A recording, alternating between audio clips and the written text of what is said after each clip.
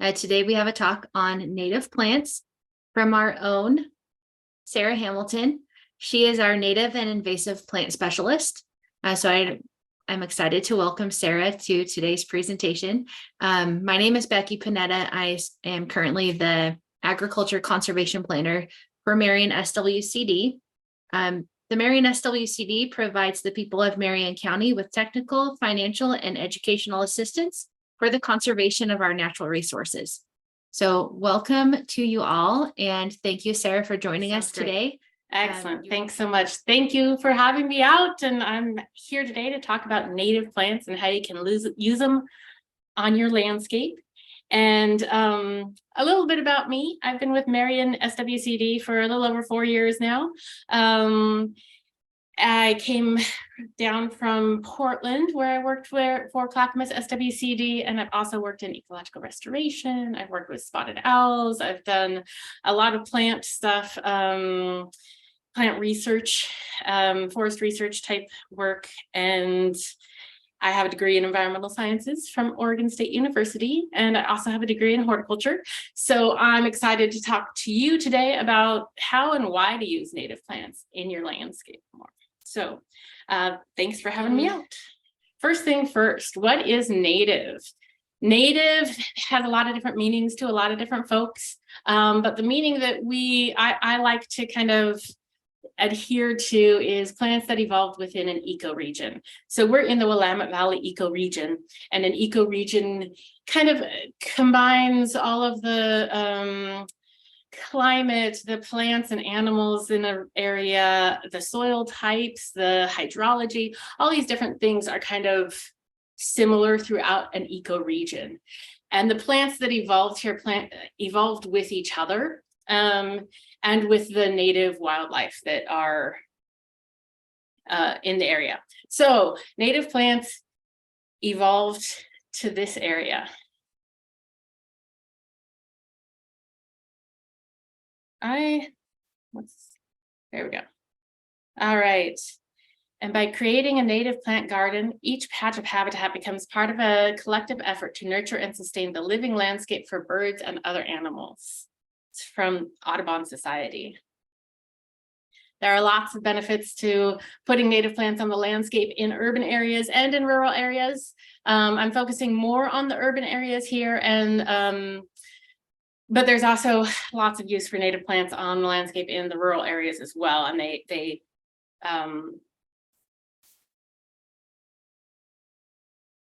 the reasons are crossover. So some of the benefits include filtration of water, wildlife habitat, obviously, there's lots of beauty, there's erosion control, all those different root systems help to prevent erosion by holding the soil in place.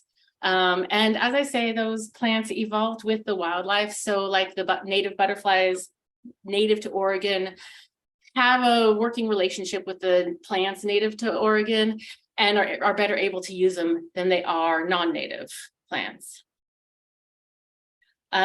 We like to encourage folks to replace their lawn with native plants. I don't encourage everyone to replace all of their lawn with native plants.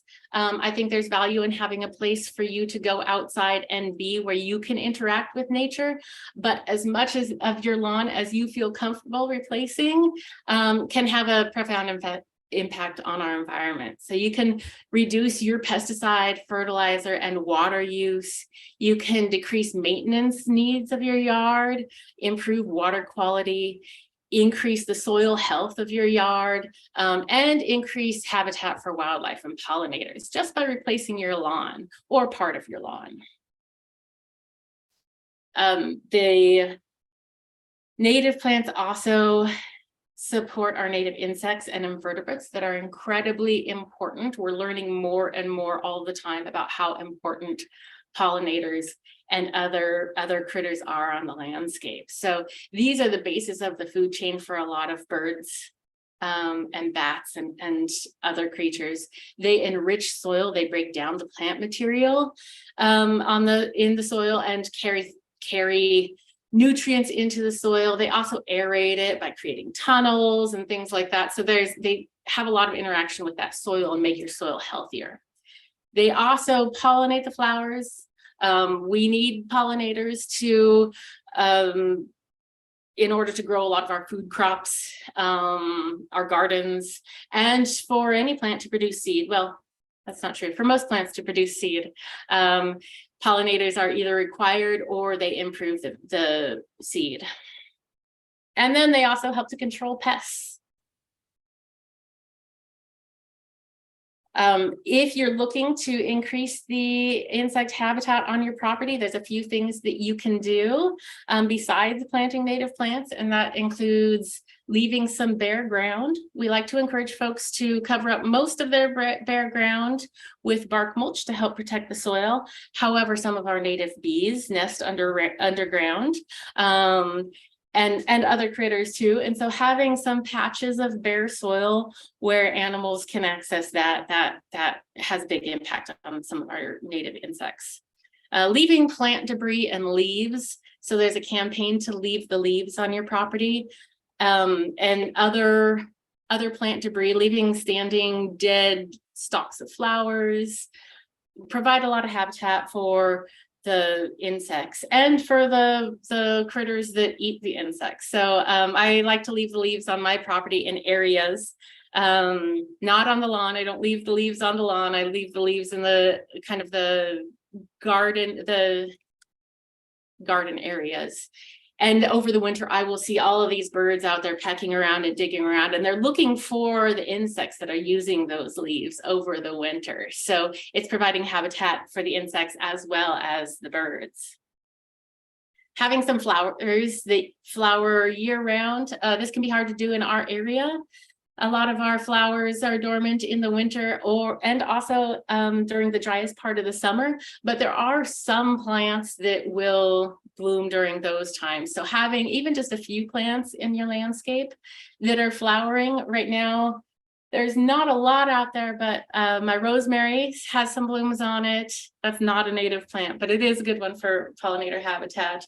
And I did see some trillium starting to pop up just the other day. Very soon our ossoberry is also going to be putting on flowers. And so there's a lot of ways that you can diversify and add some flowering plants that if they don't flower year round, they flower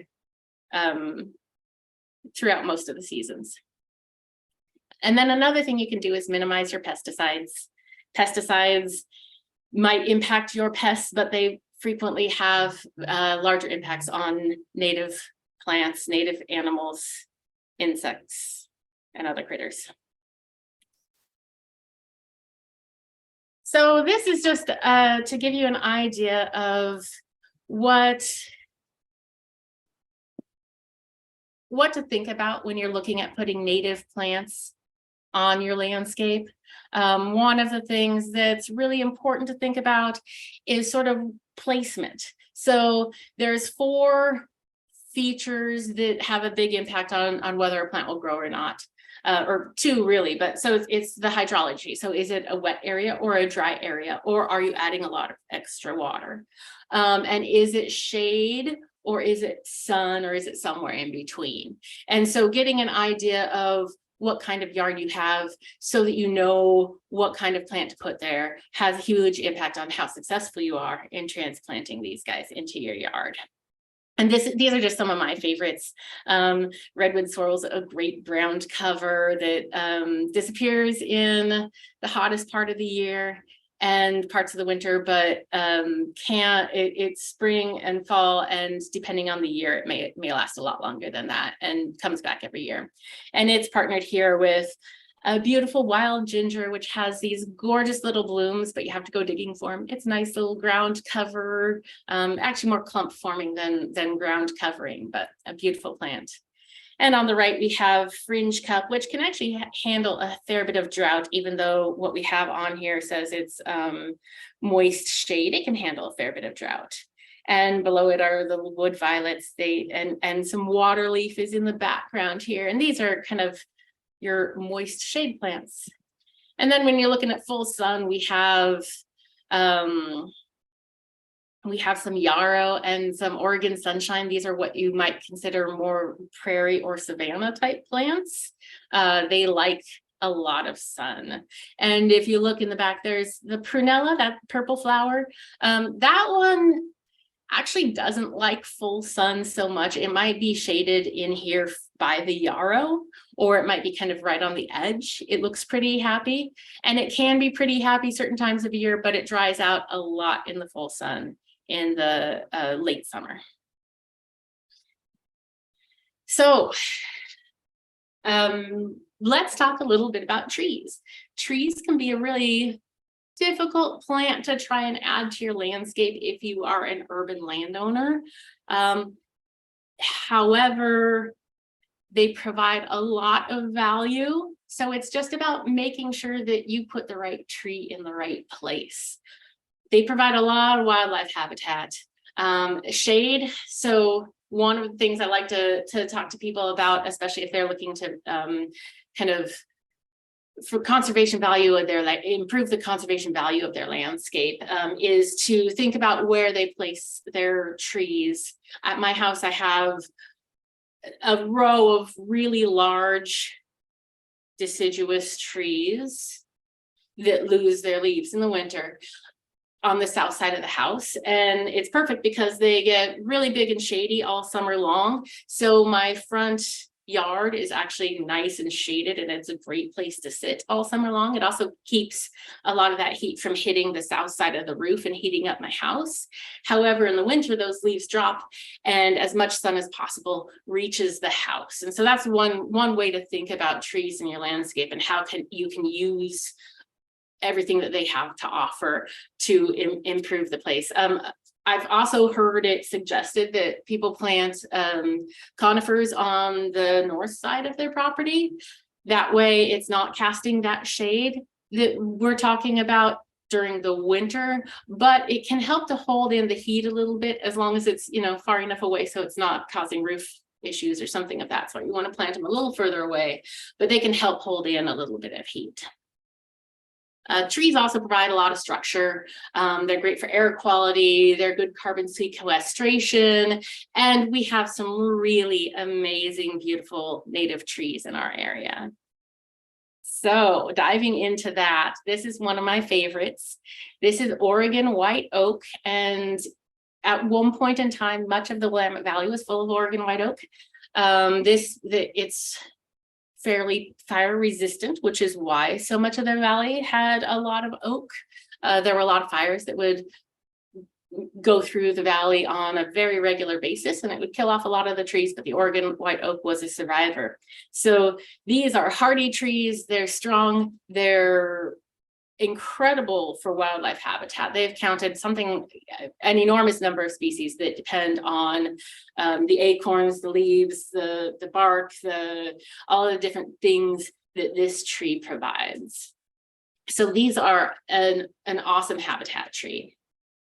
They are also, for yards in the city and urban areas, these trees are slow growing, but they get huge. So making sure that you plant them in an appropriate place where they aren't going to be too close to a structure, or potentially have limbs falling onto vehicles or something of that sort. But it's going to take them a long, long time before they get to that stage, which actually can make them a pretty decent urban tree because they're so slow growing. And here's kind of a view of what the oak savanna might have looked like. This is a camas field in the foreground, and in the background, you've got those giant, beautiful old oak trees. They're very charismatic. And there's a big push to increase the oaks on the landscape and kind of try to restore some of this oak habitat that is in such decline in our area. So another great big tree that's native to our area is big leaf maple. It grows quickly, unlike the oak tree. It likes a little bit, so oaks are not shade tolerant. Big leaf maples are a little more shade tolerant, but they get pretty big, so they're more likely to be the ones providing the shade. They have these giant leaves, and they also provide a lot of wildlife habitat. They're really beautiful, beautiful plants. They drop a lot of leaves, But unlike the oak trees that have a lot of tannins in their leaves, which will kill off grass and things below them if you leave the leaves on your grass, the big leaf maple leaves break down pretty readily. So, and this is a close-up of a younger big leaf maple. Just an excellent plant if you've got the space for it. On the smaller side of things, we have cascara. This is a beautiful plant that is quite a bit more shade tolerant. It's a much smaller tree. It produces berries that the birds like. And here you can see it kind of in its many uses. It's frequently used as a street tree because it doesn't get particularly huge, but it's a great native and it's pretty. All right, this is one of my favorites. I love this tree. This is a madrone. You can see the bark on it. It looks almost like skin. It's this soft, papery bark. Beautiful plant. And then as that peels away, it can reveal the green bark underneath it. And it gets this just really unique look. It's also evergreen. It's broadleaf, but evergreen. So it's a unique tree to have in your yard year round. Just a gorgeous plant. It's also incredibly drought tolerant, but it grows all the way up into BC. And so it's also wet tolerant. So it's just an incredible tree. The wood is hard as anything and the flowers smell beautiful. And that's what it looks like when it's flowering. It can get to be a large tree. However, my experience with these is that they're fairly slow growing, so they take a while to get there. And really, the bark on this tree is such a showpiece that putting it in a prized location where people are going to see that, and potentially pruning it so that people can see that bark so that it grows in a way, you know, you can embrace the unique form that this tree has and kind of show off that bark. All right. Do we have any questions, Becky?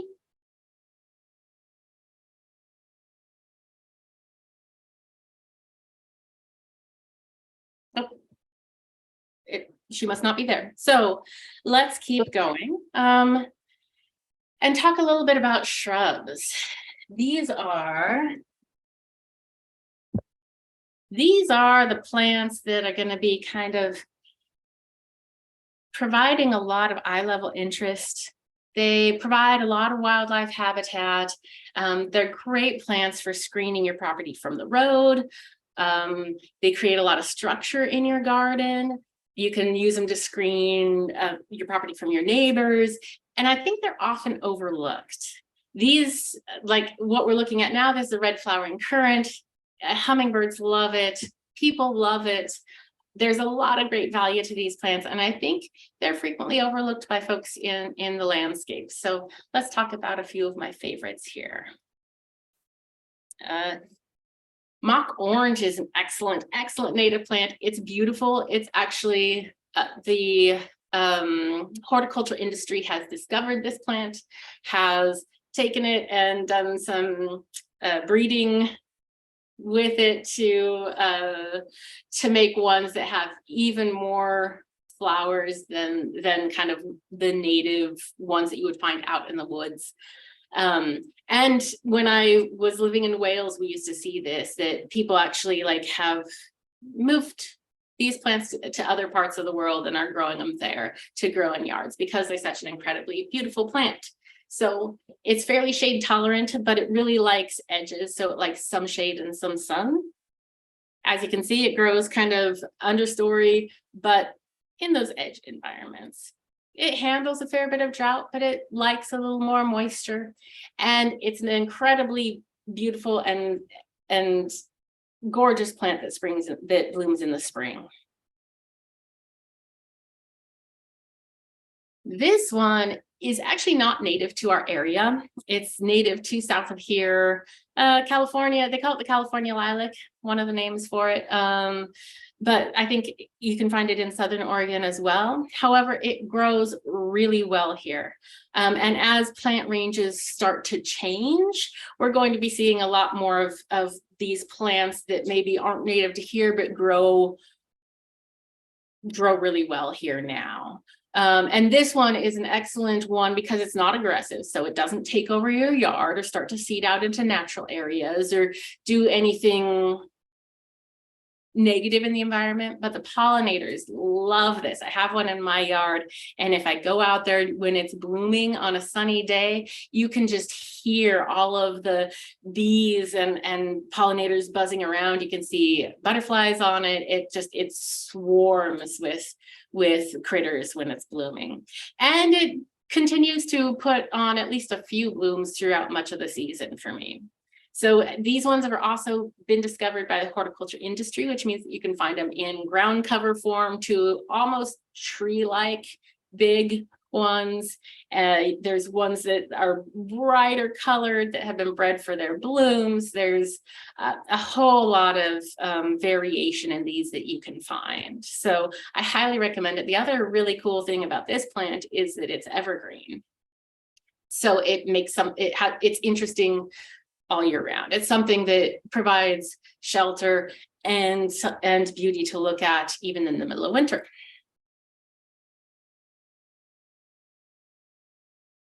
So my next favorite shrub is the red flowering currant. This shrub, it can handle full sun to part to fairly full shade. I've seen it growing in full shade, but it's not very happy. It doesn't put on a lot of blooms in full shade. It again kind of really likes those edge spaces where it has a fair bit of sun, but also some shade.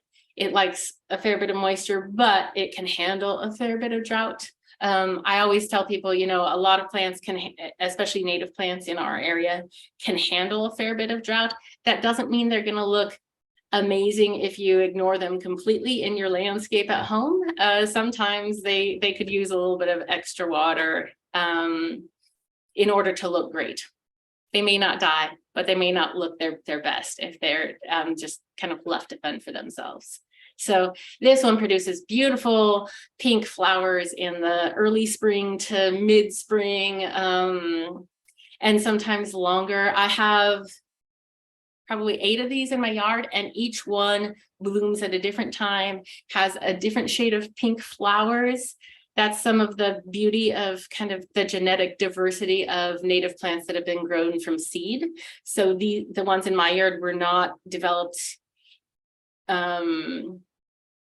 by a nursery. They were just grown from seed collected from wild plants or, you know, a variety of native plants.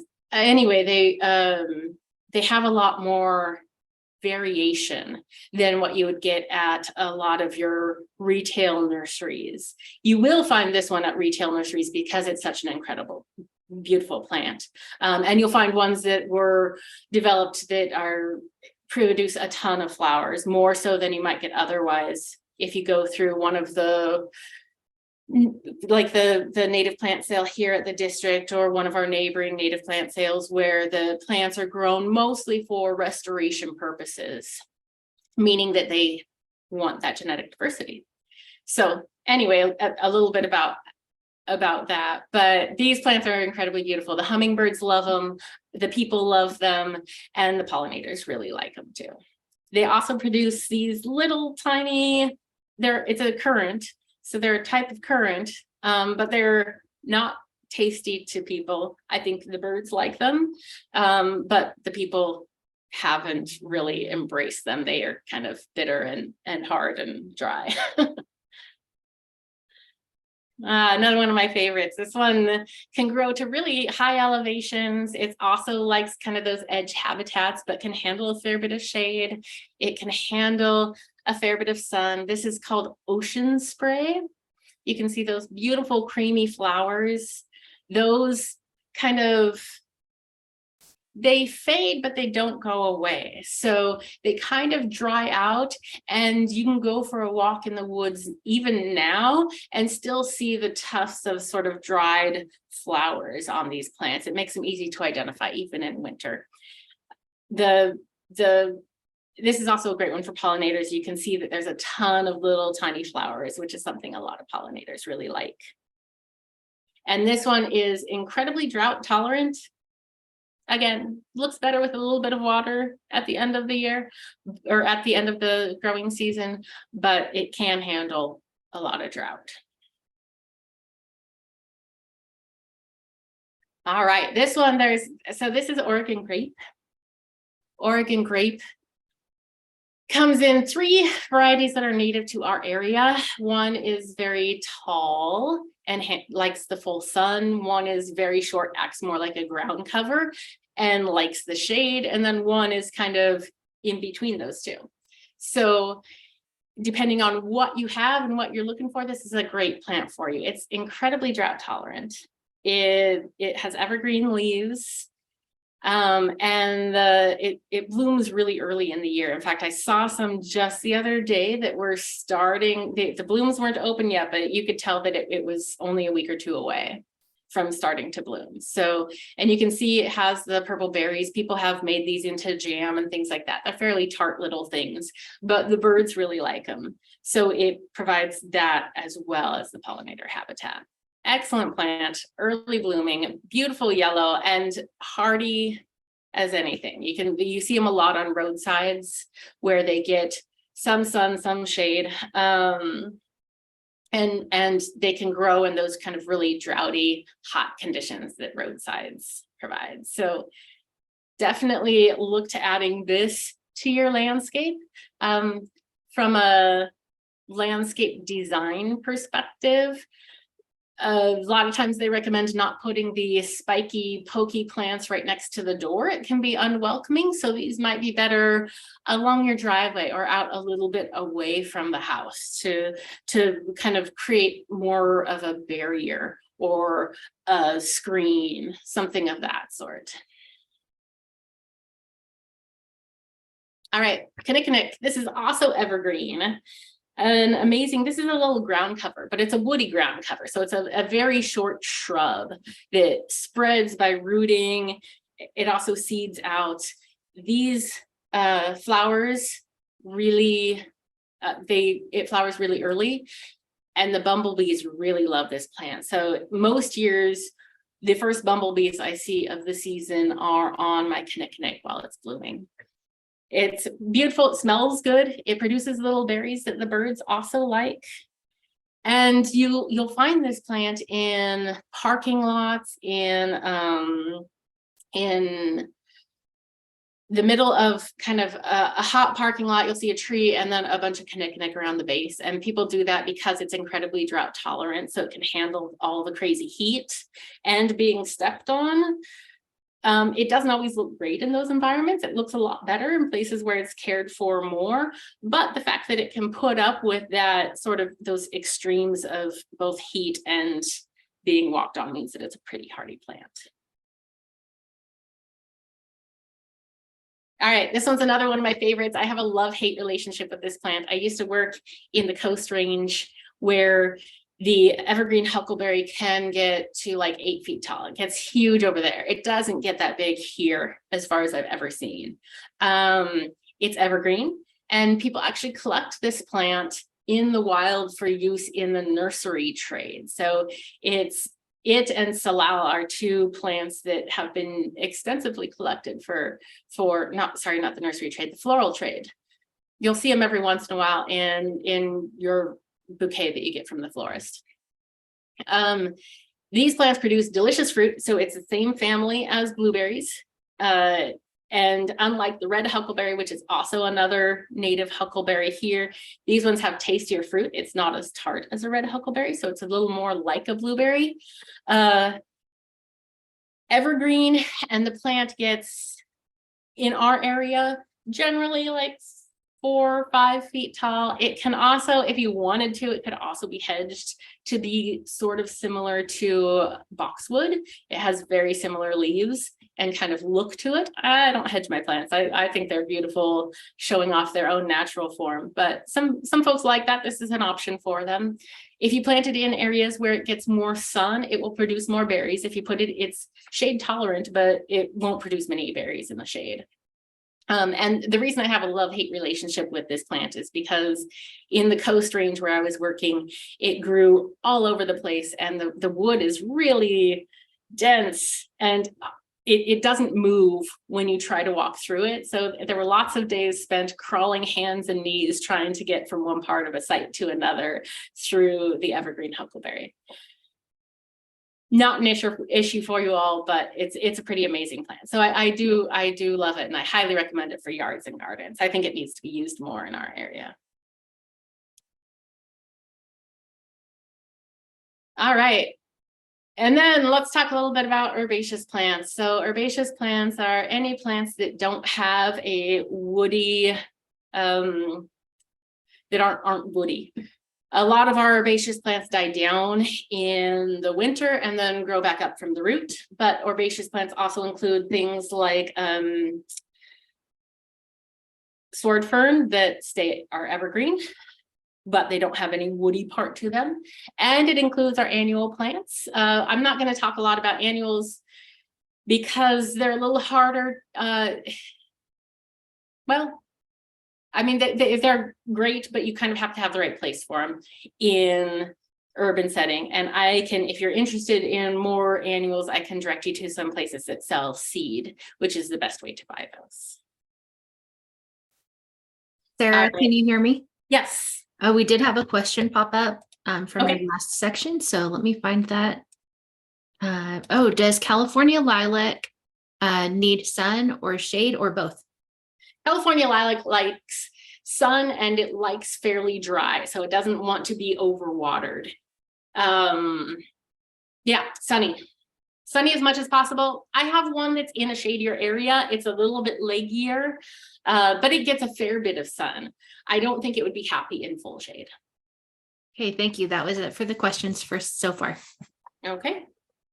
All right. Well, next we go to camas. This is one of my favorites. So camas is highly associated with those oaks. We were talking about the fires that used to burn regularly in the Willamette Valley.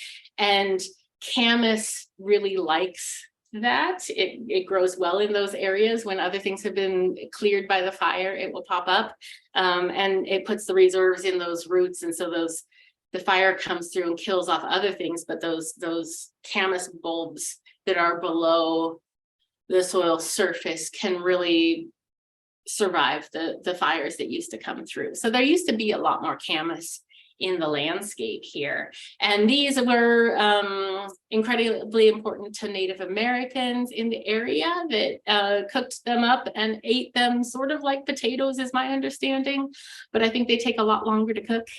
They're also just incredibly beautiful plants. You can see as you're driving around, you'll see them at the right time of year, you'll see them on the sides of roads. They kind of pop up in different places, and those are kind of old remnant camas prairies. Another place to see this one going to town is in Bush Pasture Park in Salem. There's the lower section has oak woodlands with some beautiful oak trees, and below it is a sea of blue at the right time of year. So the right time of year is early spring. They can handle a fair bit of shade. They can also handle pretty much full sun. And they like what we have going on here. So wet winter, a dry summer, they're into that. They pop up, they bloom in the spring, and then it's just a few green grass-like leaf stalks that hang around for a little while before it dies back to the ground and then comes up again the next year. So beautiful plant, highly recommended. Sarah, what park is that camas in? Bush Pasture Park in Salem. Thank you. So Oregon Sunshine, this is also an excellent plant for open prairie. So these are, I should go into this a little bit. These are both, and a lot of the ones on the list are sort of prairie plants. The Willamette Valley prairie / savanna / oak savanna, kind of a gradient between those. We had a lot of these open grasslands, or mostly open grasslands in the area. So a lot of these plants grow really well in those environments, which is excellent because those are also what a lot of people have in their yards. So Oregon Sunshine is a beautiful yellow flower. It prefers full sun and well drained. You can't see it very well in these pictures, but it has sort of these white, hairy leaves that are also pretty stunning looking. It's a perennial. It'll die down to the ground, kinda. It holds on to some of its leaves, usually in the winter, depending on how cold it gets, and then pops back up. I've had some issues with it not popping up again, and I think sometimes that's because my soil's a little bit clayey, so it holds water in the winter, and I think this guy wants to dry out a little more. So great plant for more hotter, drier areas. Then we have Western Yarrow. Where this plant is happy, it can be very aggressive, but it's a fantastic plant if you want to get rid of your lawn and but you still want something that you could mow potentially. This is a great plant for that. It has this nice green ferny foliage that can be mowed if you want to, and then as soon as you stop mowing it, it'll put on these white flowers that the pollinators love, and there we go. The pollinators love. It can handle a little bit of shade. It tends to, this says dry to moist. I've seen it do better in areas that have some moisture, but again, it can be really aggressive. So I put down some seed that had a little bit of yarrow seed and a lot of other plants, and now I have after a few years, I have just a yarrow bed because it kind of pushed out the other plants. So make sure you're planting it where you want yarrow. As I say, a great lawn replacement. I recommend a mix of things for lawn replacement, and we can definitely talk to you if you want to get an idea of what you can replace your lawn with, but this is one of them.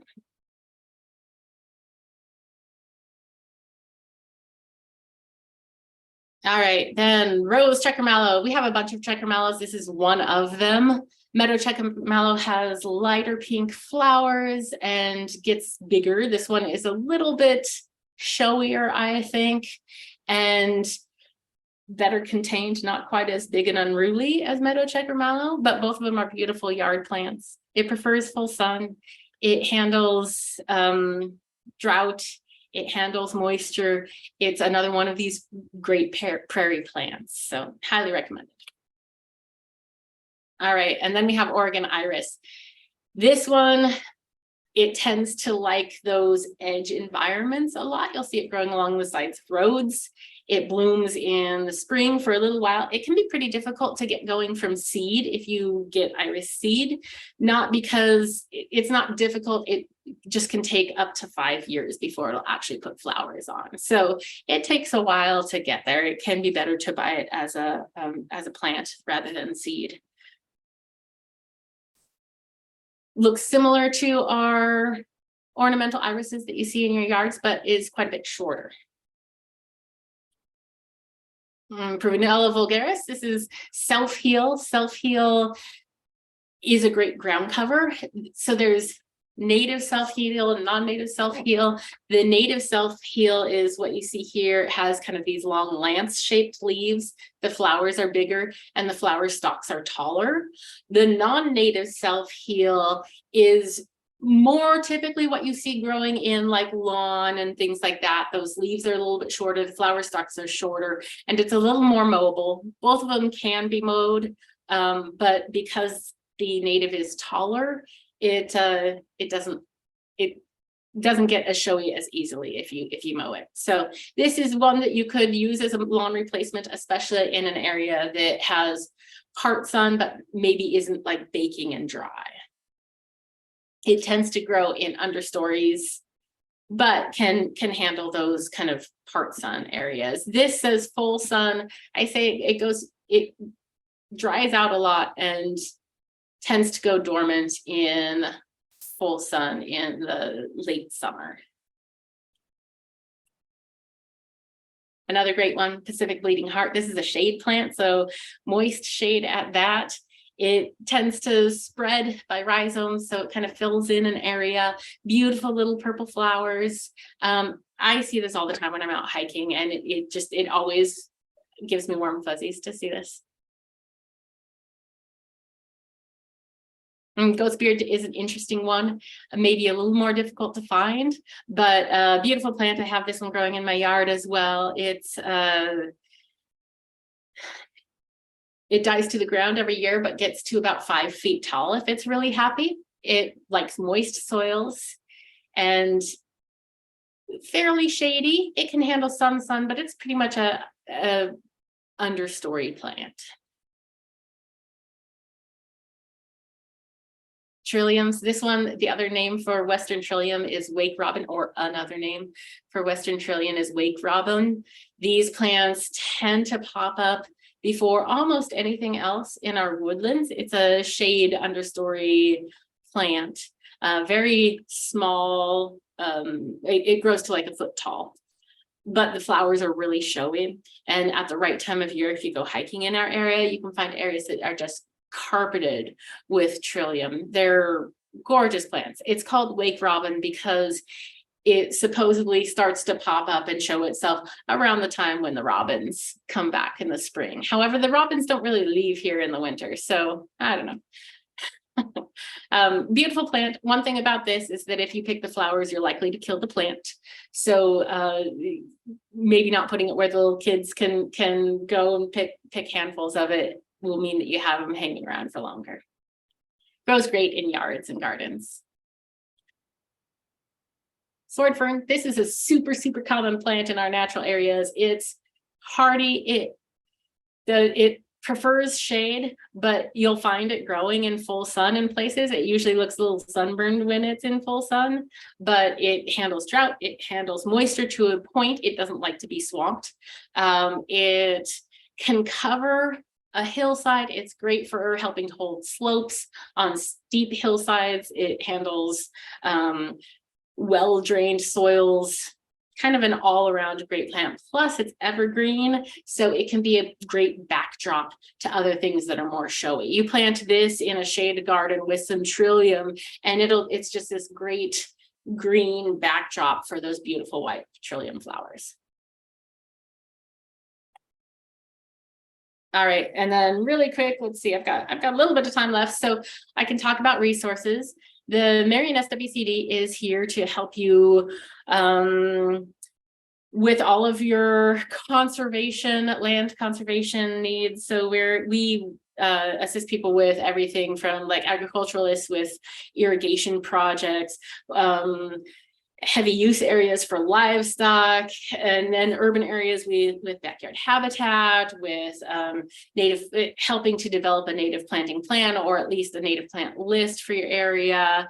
And then we also have lots of resources that we can send you to, whether it's online. You can find this Native Plants for Willamette Valley Yards book online. We also have a few copies.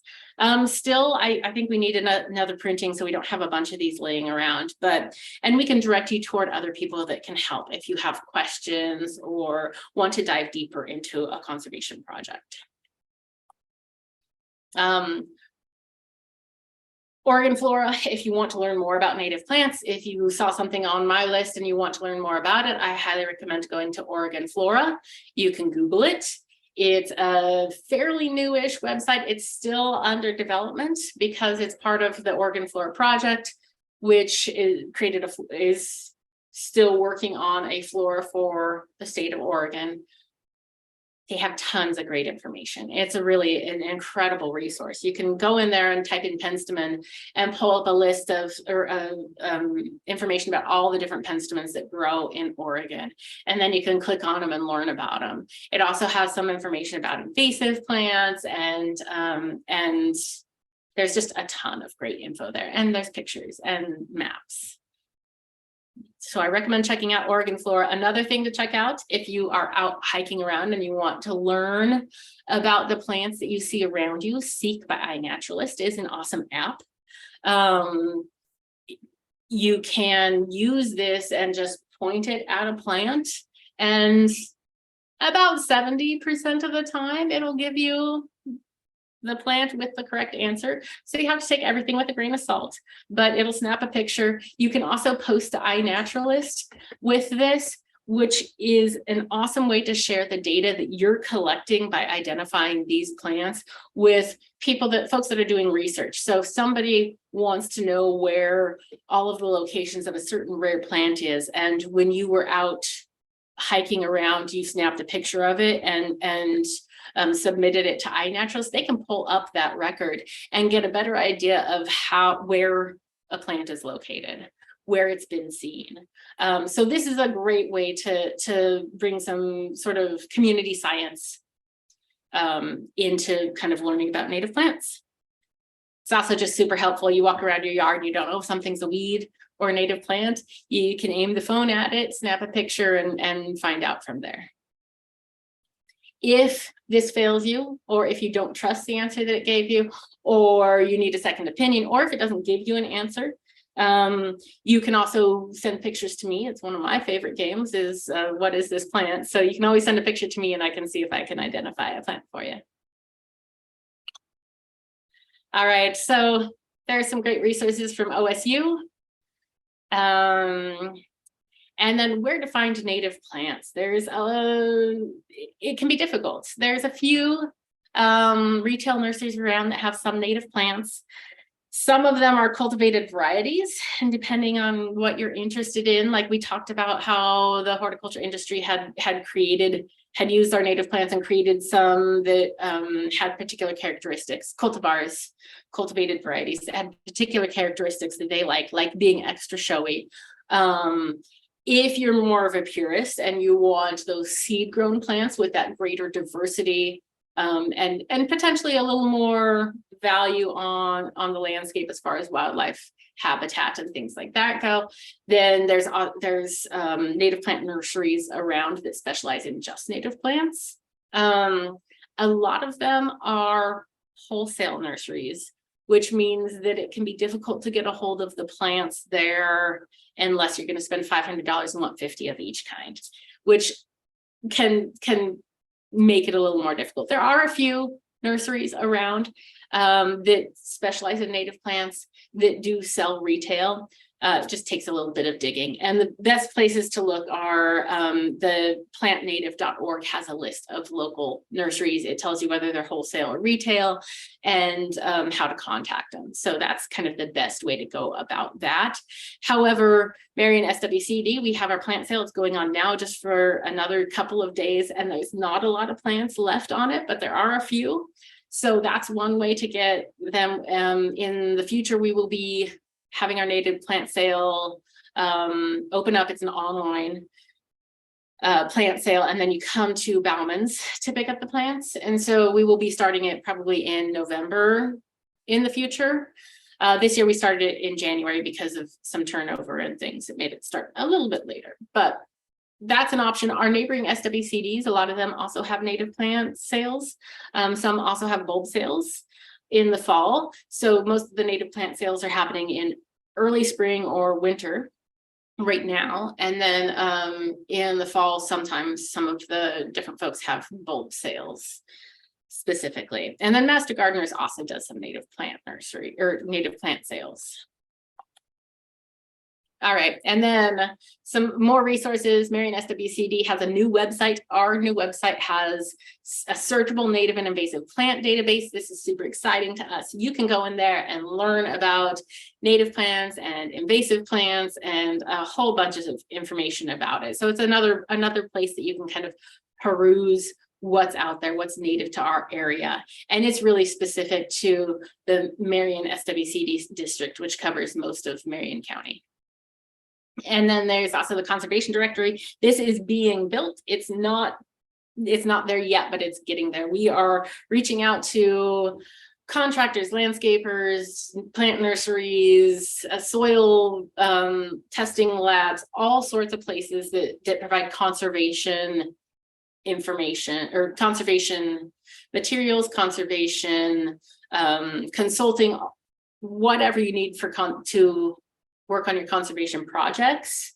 We're reaching out to them and having them add information to this directory. So in the future, you'll be able to go on and kind of do some searching on or search on the website and pull up organizations that are filling certain conservation needs. So we're super excited to have that, but it's still being built out.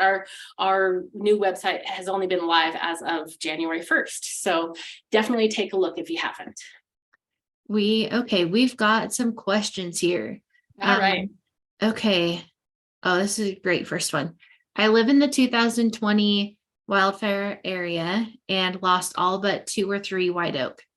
It seems you have knowledge of survival rates after fires. If the very top of the canopy has some leaves left the last 2 years since the fire, do you know how long before it will be obvious if the tree recovers or just dies? Do you know if they will recover by putting out new branches, or do you know how a severely damaged tree recovers from that super hot fire? Right. So I said that the white oak were fairly fire tolerant. However, our fires back in those days were generally pretty cool because we had not nearly as much of the kind of that understory and fuels in our forests, and for other reasons potentially as well. And so some of the fires that we have now are hotter, burn hotter, and can have more of an impact. I would say that I can connect you. I'm not an expert on that, so I can connect you with somebody who can answer your questions as far as like when to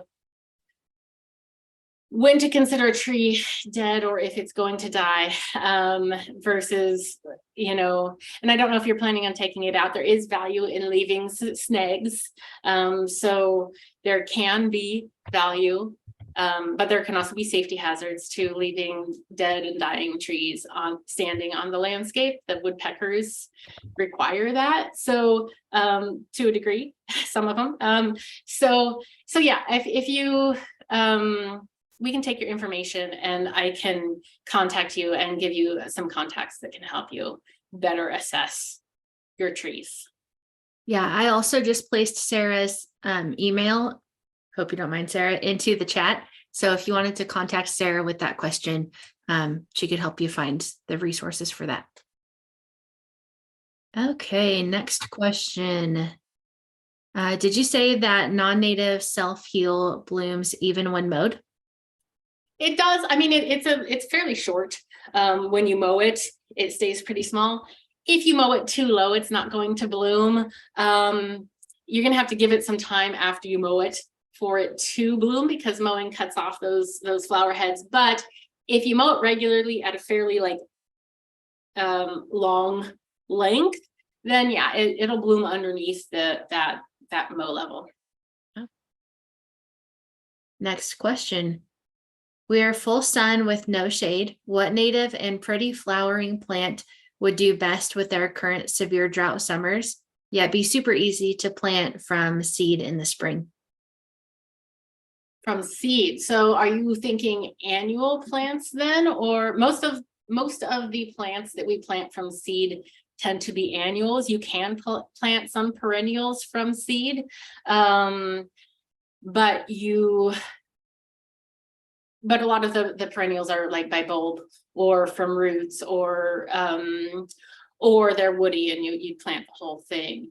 If you're looking at planting from seed specifically, there are some great mixes. I don't ever recommend planting just one type of plant in an area. So if you have like an open, full sun, droughty area, you can get a mix of seeds that are specific to that. And I know that Heritage Seedlings has some really great mixes that are specific to that type of environment, some really hardy things.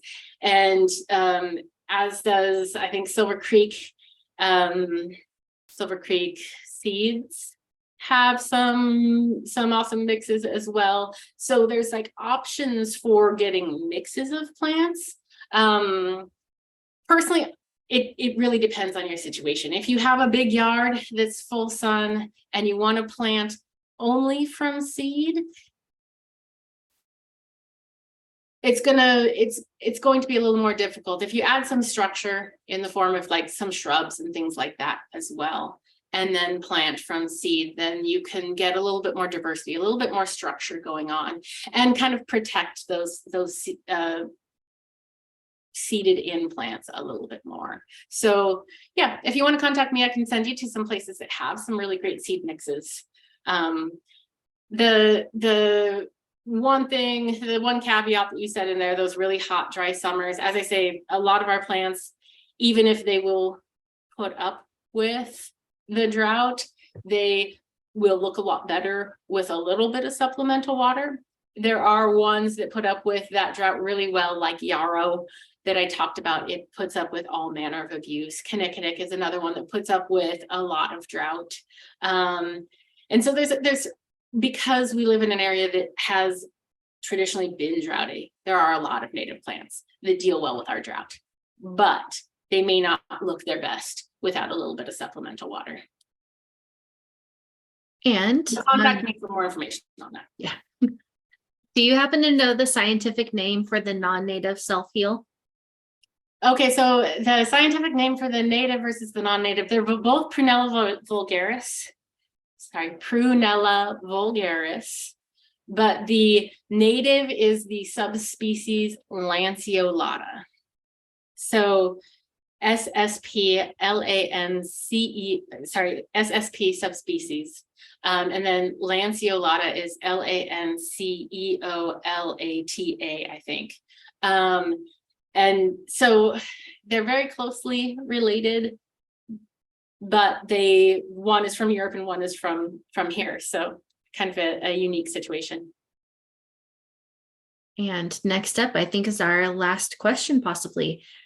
Should you provide supplemental irrigation when starting these plants? Yeah, so we recommend providing supplemental irrigation for the first couple of years for most perennial plants. It can take them a while to get their little roots down far enough in the soil and stretched out enough so that they can keep themselves going. And as I say, you can really minimize your water usage by using native plants on the landscape. However, if you want a nice looking yard, a lot of times you still need to do a little bit of supplemental watering just to keep them looking their best, because they'll go into dormancy basically in the summer, where they sort of harden off and they can get crispy looking, and they can kind of really shut down quite a bit in the summer, depending on the plant and how hot it gets and how dry it is. So yes, the supplemental watering like you would any other plant that goes into the ground for those first couple of years. And then after those first couple of years, yes to supplemental watering if they look like they need it. If they start to look wilty or something of that sort. Awesome. Well, that covers all of our questions that are in the chat. Sarah, thank you again for sharing your knowledge and experience with us. And thank you all for joining us today. Just to let you know, looking into March for First Fridays, our first Friday for March 3rd is Rain Gardens and Bioswales. And what's really cool about our March 1st Fridays is that you have the option to come and join us in person. That happens to coincide with our plant sale, where the pickup is at Bauman Farms. And so we are fortunate to be able to host our first Friday and then a couple of talks on Saturday in person there at Bauman's. So you can check out our events calendar on our website for more details on those. And we hope to see you all in the future at our ongoing events. Thanks again for coming today.